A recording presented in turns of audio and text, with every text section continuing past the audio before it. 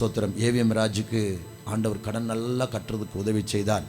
அதனால் நம்முடைய வாழ்க்கையில் எவ்வளோ பண தேவைகள் இருந்தால், பொருள் தேவைகளாக இருந்தாலும் ஏவிஎம் ராஜாவுக்கு உதவி செய்த ஆண்டவர் நமக்கும் உதவி செய்ய வல்லவர்.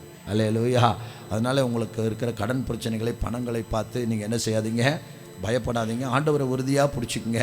இவர் தான் எல்லாவற்றிலும் நமக்கு நன்மை செய்கிற தேவன். அல்லேலூயா. இந்த மாதிரி நமக்கு கிடைக்கிற காலங்களை பாருங்கள், இது மன நிறைவு. அல்லேலூயா.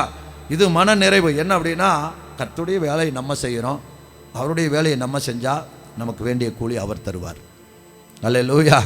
அவருடைய வேலையை நம்ம செய்கிறோம், அவருடைய வேலையை நம்ம செஞ்சால் நமக்கு வேண்டிய கூலியை நிச்சயம் கர்த்தர் தருவார். அல்லேலூயா.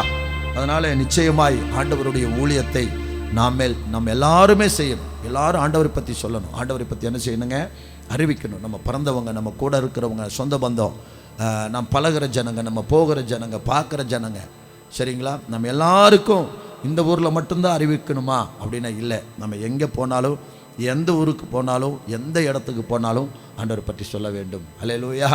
அதனால் தேவன் நம்மை நிச்சயமாக ஆசீர்வதிப்பார். உடுமலைப்பேட்டை போனாலும் அங்கே ஆண்டவரை பற்றி சொல்லணும், மூணாறு போனாலும் அங்கே ஆண்டவரை பற்றி சொல்லணும்.